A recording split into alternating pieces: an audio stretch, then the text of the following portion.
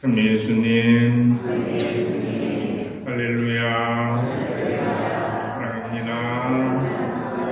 행복하세요.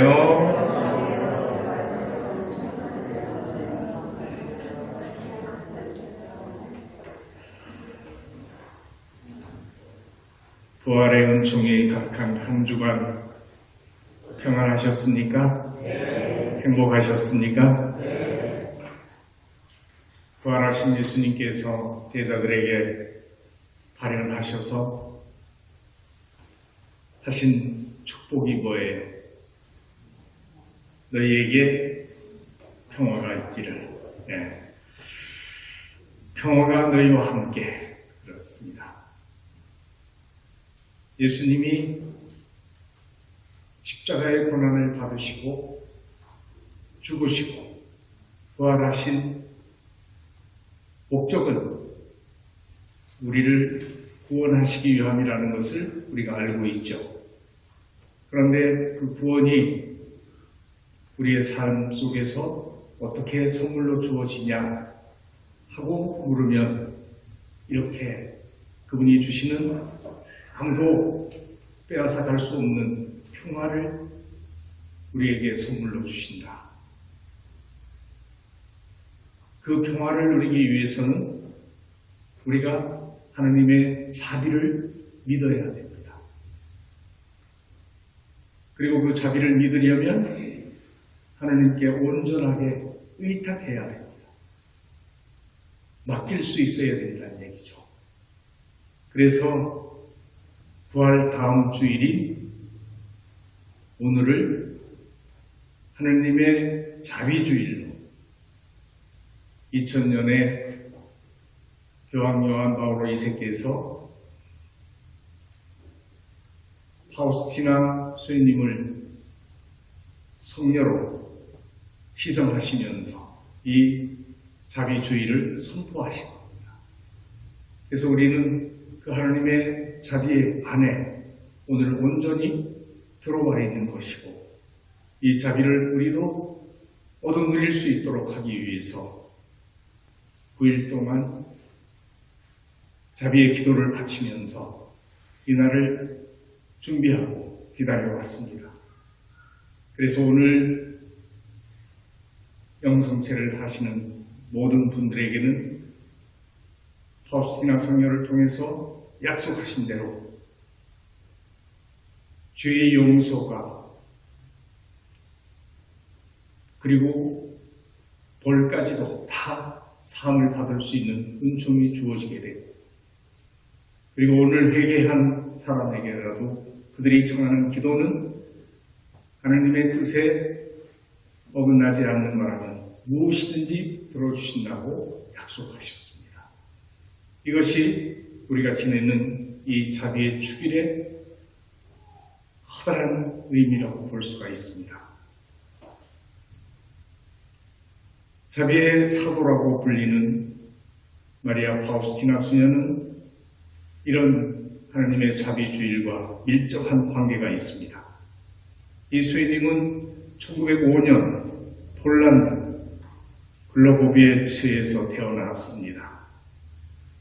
어려운 가정 형편 때문에 초등학교 과정도 마치지 못한 채 10대 때부터 시작해서 집을 떠나 남의 집 일을 돕는 가정부처럼 그런 삶을 살아야 했습니다.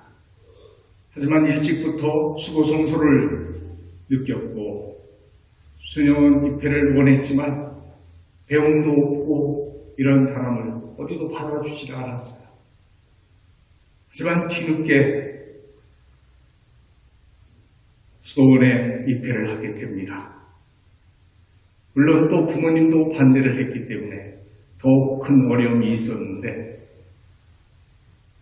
그분은 예수님의 환시를 체험하게 됩니다. 그래서 1925년 자비의 성모 수녀원에 입회를 했죠. 그리고 수녀원에 들어가서도 주방에서 일을 하고 설거지하고 밥 짓고 하고 또 정원을 가꾸는 그 일을 하고 또 수도원에 문지기 일을 하고 이러면서 아주 평범하게, 가난하게, 소박한 일들을 하면서 살아갔습니다. 그러면서도 하나님과 내적으로 아주 깊은 일치를 이루었다고 합니다. 수도 생활을 하는 도중에 폐병에 걸려서 어려움을 겪다가 결국 세상을 떠나게 됐는데 몇 살에 생을 마치냐 하면 예수님의 나이, 예수님이 돌아가실 때 몇이에요? 33이죠? 바로 이수연님도 33세. 예수님과 같이 하나님 품에로 돌아갑니다. 근데 그 짧은 기간, 33세까지밖에 못 산 짧은 생애 동안에 하나님의 자비를 굉장히 깊이 깨닫게 되고 자신을 전적으로 의탁하면서 이웃을 향한 자비로운 마음을 갖고 갔습니다. 예수님이 1931년, 그렇게 오래되지 않았죠? 1931년이면 90년 딱 됐습니다. 2월 22일에 예수님의 자비의 예수님을 환시로 보게 되는데 그 예수님이 당신이 보여준 당신의 모습을 그 수연이 보고 그리라고 당부를 해요. 자기는 그림을 못 그리니까 영적 지도신부님에게 얘기를 해서 그 영적 지도신부님이 어떤 화가에게 부탁을 하고 이야기를 해주는 대로 그려져서 소개가 된 분이 지금 우리가 바라보는 이 자비의 예수님입니다. 네. 어떻게 하고 있죠? 손이. 이 손에 뭐가 있어요? 못 박히신 자국이 있죠? 그리고 이 손이 가리키는 곳은 어디예요? 창에 찔린 옆구리 심장이죠? 그리고 그 심장에서 뭐가 흘러나와요? 성경 말씀대로 피와 물이 흘러나왔다. 그래서 그것을 상징하듯이 빨간색, 피는 빨간색이죠. 그리고 옅은 색, 흰색에 가까운 옅은 색이 흘러나오고 그건 물이에요. 피와 물이 흘러나왔다. 그래서 이 성심에서, 거룩한 성심에서 온 세상 모든 인류를 구원할 수 있는 피와 물은 바로 온 인류의 모든 죄를 다 씻어주고 그 죄를 대신해서 당신이 흘리신 피를 우리에게 상징적으로 보여주시고 계신 것입니다. 그리고 이런 모습을 그리도록 하고 그 밑에다가 글을 써라. 뭐라고 썼습니까? 예수님, 저는 당신께 의탁합니다. 네. 이 상고는 은총을 얻기 위한 그릇이며 세상으로 하여금 하나님께 의탁하고 이웃에게 자비를 베풀 수 있도록 끊임없이 우리에게 말씀하고 계신 것입니다. 예수님이 거룩한 환시를 보고 수많은 예언을 하며 예수님의 상은 오상까지 입었습니다. 그것을 간직했던 수혜님은 영적 지도신부님, 스포츠코 신부님의 조언에 따라서 자신이 환시로 보고 들은 것을 일기로 쓰게 됐습니다. 그래서 그 일기가 남아있고 그 일기에 쓰여진 내용을 통해서 우리는 하나님이 이 시대 모든 인류에게 얼마나 간절하게 호소하고 계시는지를 알게 됐습니다. 이 일기를 통해 드러난 메시지의 핵심은 하나님의 자비로운 사랑을 세상에 일깨우고 하나님의 자비를 실천하라는 것이죠. 이 메시지에 이 예수님의 자비의 상본을 만들라. 그리고 두 번째, 하나님 자비의 축기를 지내라. 오늘이 무슨 날이에요? 하나님의 자비 주일이죠. 이 자비 주일을 지내라. 그리고 또 한 가지는 뭐예요? 매일 오후 3시 어떤 시간이에요? 예수님께서 십자가상에서 운명하신 시간이에요. 오후 3시에 특별히 하나님의 자비를 찬미하며 자비를 청하는 기도를 바치라고. 여러분들 하는 자비의 기도 아시죠? 그 기도를 오후 3시에 바칠 수 있는 그런 믿음을 가지면 참 좋겠다. 그러면 여러분에게 얼마만큼 큰 은총이 주어지는지 모르는데 그냥 믿는다고 왔다 갔다 하고 주일 미사만 참여하고 살아가는 그런 신자 생활 말고 정말 예수님이 십자가에 죽으시기까지 하시면서 우리를 구원하시고 세상을 구원해서 평화를 주시려고 하는 그 뜻을 깨닫고 기도해야 된다 생각합니다. 요한 바울의 교황님께서 2000년에 파우스티나 주님을 성인품에 올리시면서 이 자비의 주의를 선포하셨습니다. 정말 우리가 살아가는 이 세상에 얼마나 많은 생명을 이어가는 하느님의 뜻과 어긋난 그런 일들이 벌어지고 있는지 모르죠. 나는 전쟁과 폭력, 살인, 집단 학살, 낙태, 안락사, 고의적인 자살과 같은 인간 생명에 대한 많은 범죄들이 넘쳐나고 있는 상황은 하나님의 자비를 당연히 요청할 수밖에 없고 아울러 자비로운 하나님의 모습을 우리가 닮아갈 수 있도록 노력해야 된다는 것을 이야기해 줍니다. 그 일기에서 파우스티나 성녀가 예수님의 메시지를 들려주면서 하시는 말씀 중에 인류는 나의 자비를 온전히 신뢰하며 내게 돌아서지 않는다면 결코 평화를 누리지 못할 것이다 하셨습니다. 자비에 대한 신심의 핵심은 뭐냐? 의탁과 자비라고 볼 수가 있죠. 하나님의 뜻에 전적으로 의탁해라.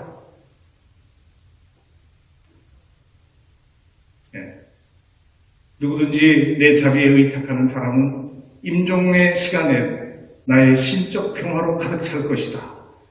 그래서 예수님, 저는 당신께 의탁합니다 하는 기도를 우리는 계속 되풀이해야 해요. 이 시대를 살아가는 인류는 수많은 죄악과 부도덕 때문에 갈피를 잡지 못하고 방황하고 있습니다. 때문에 하나님의 전능하신 사랑에 자신을 전적으로 의탁하겠다는 이 고백과 결단이 특별히 필요합니다. 요즘의 사람들은 스스로 똑똑하다고 생각하기 때문에 하나님의 뜻에 의탁하려고 하지 않고 자기 생각대로, 자기 뜻대로 살려고 해요. 그러면 어떻게 될까요? 자기 마음대로 살려고 하면. 여러분들 한번 생각해 보세요. 내가 쉽게 얘기해 드린 적도 있죠? 여러분 앉아있고 나는 서 있으면 누가 편해요? 네? 누가 더 편해요? 앉아있는 사람이 편하죠? 여러분이 더 편해지고 싶으면 어떻게 하면 돼요? 누우면 되죠? 왜 서는 것보다 앉는 것이 편하고 앉는 것보다 눕는 것이 편할까요? 서 있는 사람은 고작 발바닥만 맡기고 있어요. 그렇죠? 근데 앉아있는 사람은 엉덩짝까지 맡기고 있잖아. 근데 더 편하려면 등짝까지 머리까지 다 맡기면 훨씬 편해지죠. 이거는 누가 가르쳐주지 않아도 해요. 근데 우리의 삶을, 우리가 겪고 있는 모든 어려움을 하나님께 온전히 맡기고 의탁하는 것은 못한다. 꼭 자기가 뭐든 다 해야 돼요. 그렇기 때문에 자기 뜻하고 다르면 하나님마저도 외면하고 믿지 않아. 그러죠.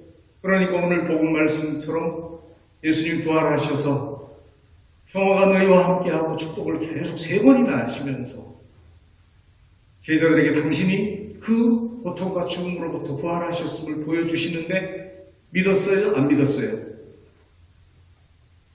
그 자리에 있었던 사람들은 그래도 예수님이 직접 그렇게 나타나셔서 말씀하시고 보여줬으니까 믿었겠지만 그 자리에 없다가 나중에 들어온 토마스는 제자들이 우리 예수님 만났다, 주님 만났다고 그래도 믿었어요?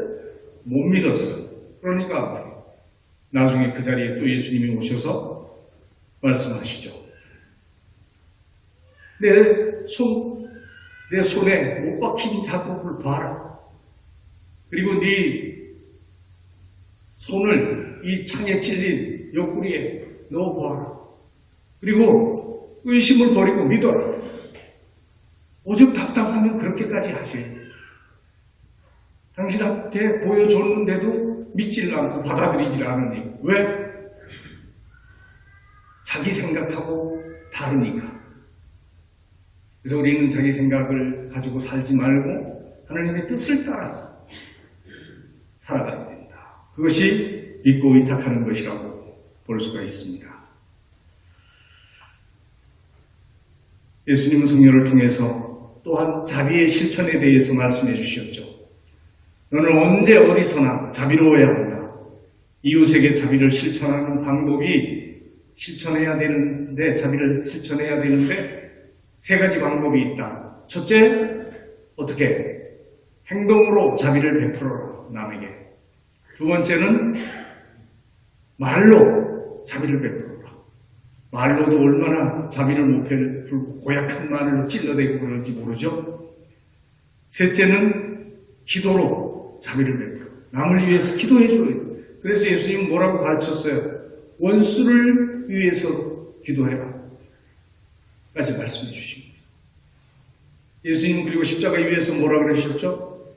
당신을 채찍질하고 조롱하고 욕하고 못 받고 죽이는 그 사람들을 위해서도 하느님, 저들은 자신들이 하는 일을 모릅니다. 그러니 용서해 주십시오 하고 자비의 기도를 바치셨어요. 십자가 위에서. 그래서 우리도 어떤 방법으로든 자비를 실천하지 않으면 안 되는 이유가, 자비를 실천하지 않는 사람은 심판날에 당신의 자비를 얻지 못할 것이라고 말씀하신 겁니다. 또 이것이 마지막 시대에 대한 표징이다.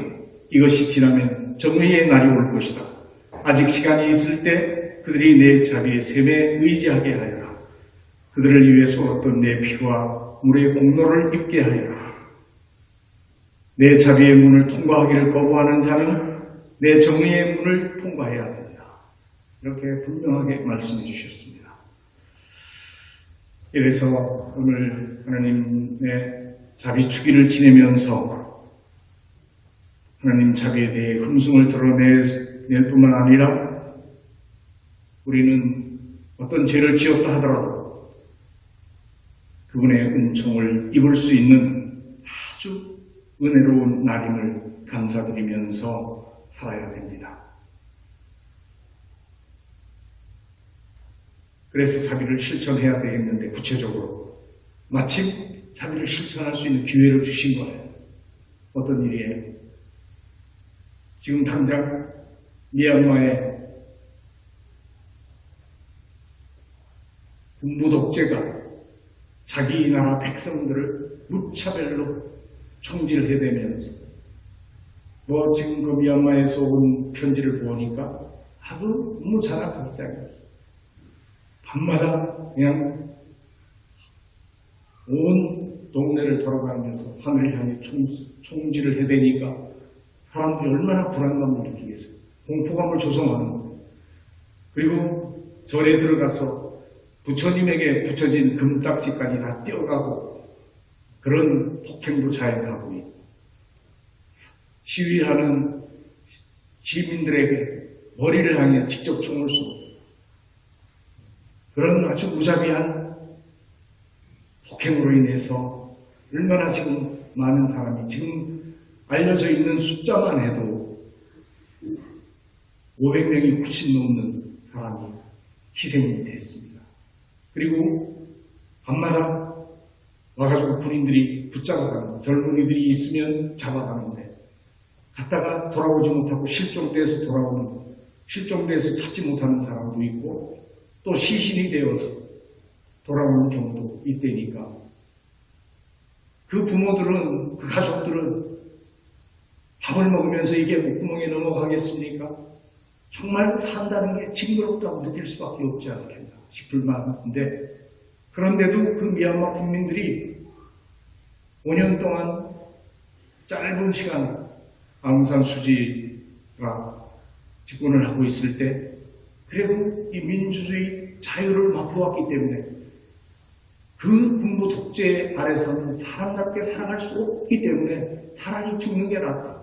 그래서 자유를 쟁취하기 위해 가지고 그토록 피나는 투쟁을 지금 하고 있는 상황입니다.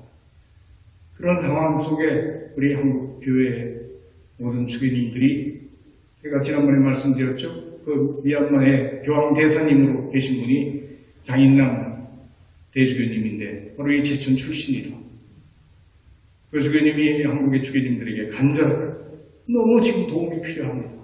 근데 한국 사람들이 사방에서 이 모금을 해가지고 보내주니까 그 미얀마 사람들이 한국 사람들에 대해서 그렇게 큰 고마움을 느끼면서 희망을 갖고 있대요. 우리도 오늘 이렇게 이 청금을 해서 다 모아서 조금이라도 도움이 되고 힘이 될 수 있도록 도움을 드리려고 하는 겁니다. 이 자체가 뭐예요? 자비를 베푸는 행동이죠. 네. 실천이에요. 그래서 그런 마음을 갖고 여러분이 함께 참여해 주시면 좋겠고, 무엇보다 오늘 이 하나님의 자비 축일에 우리 스스로 정말 간절하게 주님의 성체를 모시면서 그분의 우리에게 주시고자 하는 그 자비를 얻고 죄의 사함을 얻고 그래서 부활하신 예수님이 우리에게 선물로 주시는 그 평화를 충만하게 누릴 수 있게 되기를 간절히 바랍니다. 그런 마음으로 열심히 미사를 봉헌하도록 합시다.